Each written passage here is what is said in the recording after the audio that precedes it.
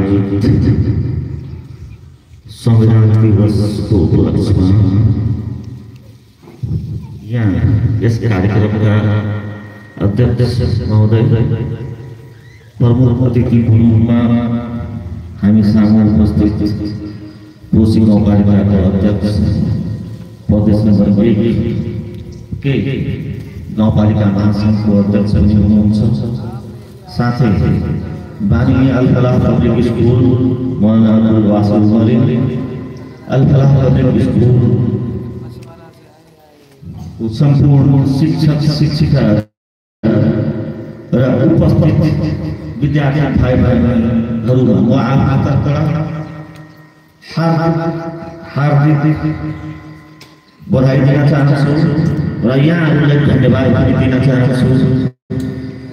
धन्यवाद दिन चाहन्छु भने कम्तीमा फलाह पब्लिक स्कुल हो, मदरसा दारुल अल सलफिया हो या सलफिया हो, उहाँद्वारा केही दिन अगाडि हामीले हेरेका छौँ कोशी 5 में बाल दिवसको उपलक्ष्यमा बाल दिवस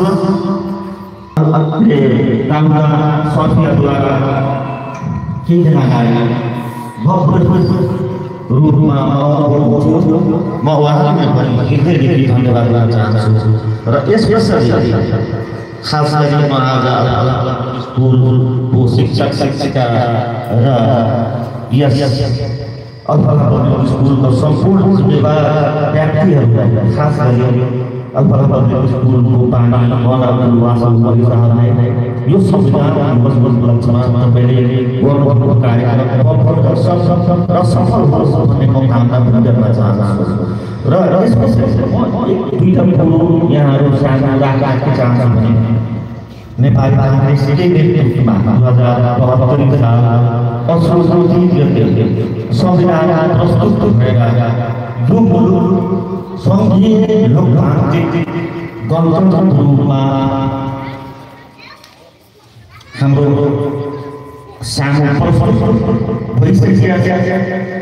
संविधानले हामीले हाम्रो लागि सुनिश्चित गरेका अधिकारहरू हकहरू जस्तो इक्जाम्पलमा भाइ बहिनीहरू यहाँ उपस्थित हुनुहुन्छ। संविधानले तपाईको हक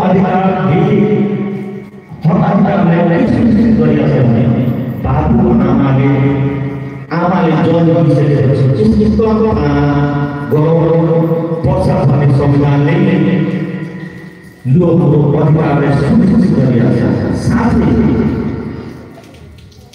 बच्चा जन्म दिइसकेपछि बाबु आमाको जिम्मेवारी के हो, सबैमा उहाँलाई खाना दिनुपर्छ, उहाँको सेवा सुधार गर्नुपर्छ र उहाँको शिक्षाको व्यवस्था गर्नुपर्छ।